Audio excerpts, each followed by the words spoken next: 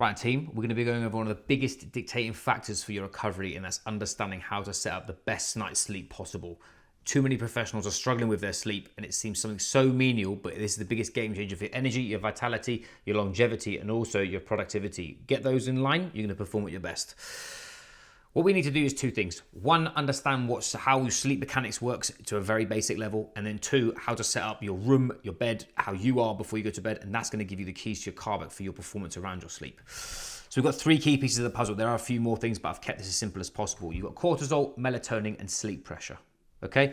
This red line here is melatonin. So as you are in bed, you are going to be in a position where you start here, and melatonin drops in the day and it goes baseline. And then by the end of the day, this is where you go to bed, right there. Okay? See if my job is not working, but that's fine. Two, you've then got what cortisol does. In the morning, you need cortisol to be high because that's going to make you alert and get your brain in check and get you ready to rock and roll. As you go through the day, you hit a peak. And then cortisol should be coming down to below baseline. So your melatonin is higher than your cortisol. Lastly, we've got sleep pressure. Sleep pressure is a thing. It's called adenosine. It's like a bucket of water that fills up. Adenosine is the water. It fills up. It rings the bell. It increases melatonin. You go to bed. Your adenosine goes down in the day, and as it gets to just after lunchtime, you have they call it a bump. That's where you actually, how many of you go after lunch, you get this slump after lunch and you feel like you haven't got any energy and you have to go smash coffee. That is a normal process to happen with sleep pressure, because then as you go to bed, it should increase. If you've got in a slump afterwards, if you want to alleviate that slump without double dropping caffeine, get outside, do something like an ice bath or breath work to increase sympathetic drive. You can get outside of it. I think I've just mentioned that. Those are the three: exercise or you changing tasks that are more creative can help reset that piece of the puzzle. It's very, very normal. Also, you can take other products that aren't caffeine, like ginseng, or for example, that can help. It's a stimulant that isn't stimulating to your adrenals. Okay, again, that's another conversation. Layman's terms, that's how sleep should happen. If you are struggling with your sleep, it's probably because you're too stressed. And this curve here, your cortisol, which is the blue line, if this does this, boom, boom, boom, if it stays up here, you can see that my melatonin, because they're inverse. What will happen is your melatonin won't do what it says it was going to do. It drops and it stays. It will just stay down here. So you're going to bed at 11 p.m. after work because you've been so stressed out your box, and your cortisol's high, your melatonin's low, you can't go to sleep and you sleep like shit. So you're wired and you're tired. Now this is where we talk about sleep mechanics. Right then. So if you do struggle with your sleep, there are a few things that you can do. And this is where you can't beat your physiology. We can pretend that gone are the day and age where we're getting chased by a lion. We're not getting chased by lions anymore. We've got our boss texting us at 4 a.m. because they're in the US. That's the problems that a lot of us are struggling with. What we need to do is think about some protocols that are going to help you not only give you the keys to your carbac with your sleep performance and it's called your sleep architecture, but actually help you feel restored. The first thing is a 3-2-1 protocol. We call this a wind down window. Window. 3 hours is stop eating before bed, because eating increases a little bit of sympathetic drive. That's fight or flight response. That's going to keep that cortisol high. It has to for you to digest food. So 3 hours before bed within reason. Okay. The little caveat of that is if you struggle with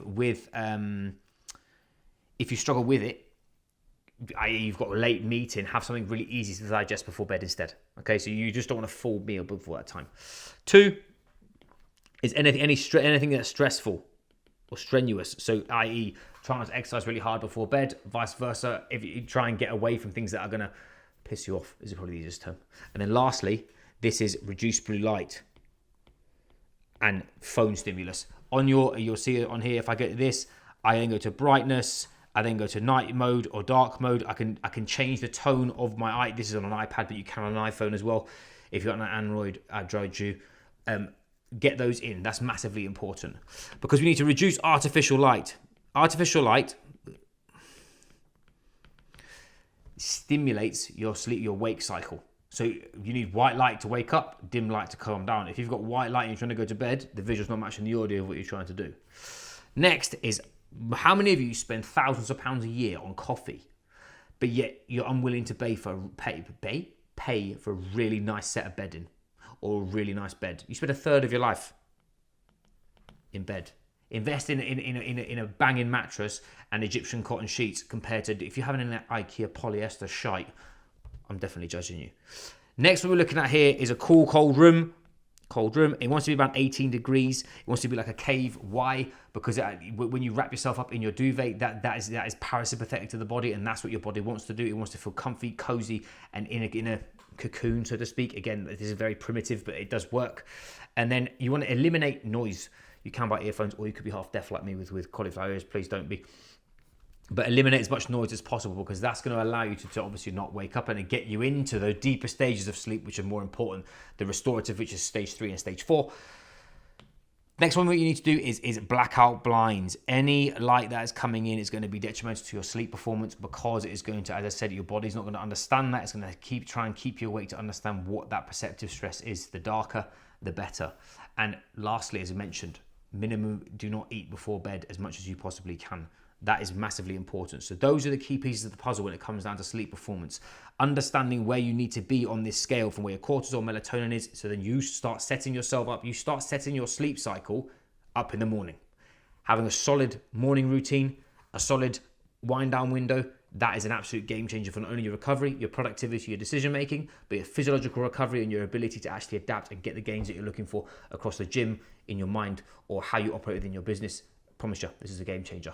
If you struggle with anything, do please let me know. Drop a note in the comments if you like this training. As I said, please pass to a friend, because this seems so simple, but I know so many people struggle with it. Anyway, to the next one. Catch you later.